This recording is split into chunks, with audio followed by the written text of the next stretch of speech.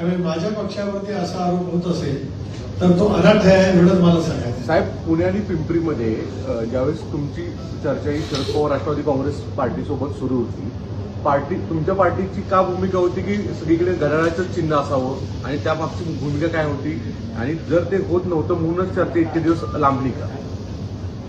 एक असं आहे की अशी आमची अधिकृत भूमिका होती असं कोण बोललं कधी? नाही, ही पुण्यात स्थानिक खूप चर्चा सुरू होती. एक असं आहे, स्थानिक पातळीवरचा एखादा कार्यकर्ता जर काय बोलला असेल, पक्षाचा पदाधिकारी बोलला असेल तर ती पक्षाची भूमिका होती असं मानणं चुकीचं ठरतं. पक्षाची भूमिका कोण मानतं? अधिकृत प्रदेशाध्यक्ष, राष्ट्रीय अध्यक्ष, पक्षाचे अधिकृत प्रवक्ते ज्यांना पक्षाच्या वतीने बोलण्याचा अधिकार दिला ते पदाधिकारी आपली भूमिका मांडू शकतात, पण ती त्यांच्या परापुरती सीमित राहते. पक्ष म्हणून ती भूमिका नव्हती. राष्ट्रवादी काँग्रेस पक्षाने तशी भूमिका कधी घेतलेली नव्हती. एक खरं आहे की ज्यावेळेला निवडणूक होत असते ती निवडणूक जिंकण्यासाठी वेगवेगळ्या पद्धतीचं आपण राजकीय विचार त्या ठिकाणी करत असतो.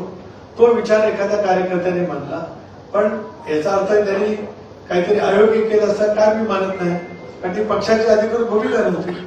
पक्षाची अधिकृत भूमिका पुणे शहरामध्ये, पिंपरी चिंचवड शहरामध्ये सोबत घेऊन काम करावं याचं कारण माननीय मुख्यमंत्री महोदयांनी सुरुवातीला सांगितलं जे राजकीय दृष्ट्या अत्यंत योग्य होतं. मुख्यमंत्री महोदयांनी राजकीय विश्लेषण करत असताना पुन्हा पिंपरी चिंचवड शहरामध्ये दोन प्रमुख राजकीय पक्ष आहेत, भारतीय जनता पक्ष आणि राष्ट्रवादी काँग्रेस पक्ष. हे दोन पक्ष युती म्हणून लढले तर विरोधकांना त्याचा फायदा होईल हे राजकीय विश्लेषण माननीय मुख्यमंत्री महोदयांनी मांडलं. त्यामुळे पुणे आणि पिंपरी चिंचवडमध्ये भारतीय जनता पक्ष आणि राष्ट्रवादी काँग्रेस पक्ष वेगवेगळे लढतील असं सांगितलं. मैत्रीपूर्ण लढतील, पण लढत होईल, ती विचाराची लढत होईल, शहराच्या दृष्टिकोनातून त्या ठिकाणी होईल, आणि त्याच्यामुळे स्वाभाविकच वेगवेगळे पर्याय असतात, त्या पर्यायाचा मार्ग आम्ही स्वीकारतो. सर, महायुतीमध्ये राष्ट्रवादी काँग्रेस पक्षाला दुय्यम दर्जाची वागणूक दिली जाते का, हाच प्रश्न आहे. कारण की पनवेल महानगरपालिकेच्या निवडणुकीत अवघ्या फक्त तुमच्या पदरात 2 जागा पडल्या. एक तर ज्या वेळेला युती होत असते त्याला पाठीमागच्या झालेल्या निवडणुकीमधलं संख्याबळ हे धरूनच युतीची चर्चा होत असते.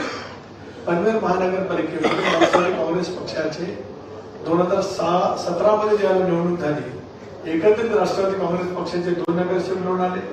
त्यातील एक आम्हासोबत राहिलं, दुसरे होते ते आदरणीय पवार साहेबांच्या राष्ट्रवादी काँग्रेस पक्षामध्ये गेले. ही आता सिटिंग आमच्याकडे एकच होतं, एकाचे 2 झाले. ही मित्र पक्षाच्या मध्ये वाटप होत असताना हे सूत्र ठरलं जात असतं.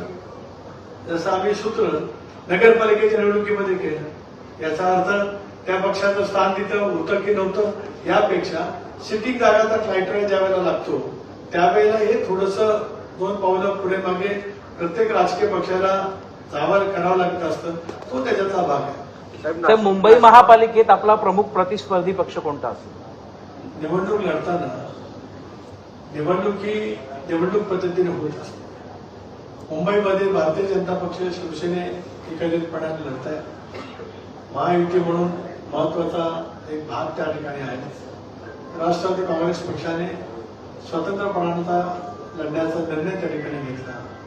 आता आपण हे बघू शकतो की राष्ट्रवादी काँग्रेस पक्षाने आम्ही ज्या वेळेला इंडियामध्ये सहभागी होण्याचा निर्णय घेतला तर आदरणीय पवार साहेबांच्या सोबत राहिलेल्या नगरसेवकांची संख्या अधिक होती, आमच्या सोबत आलेल्याची संख्या ही कमी होती, आणि त्याच्यामुळे महायुतीच्या जागा वाटपांच्या मध्ये आम्ही त्या ठिकाणी योग्य पद्धतीने बसू शकलो नसतो.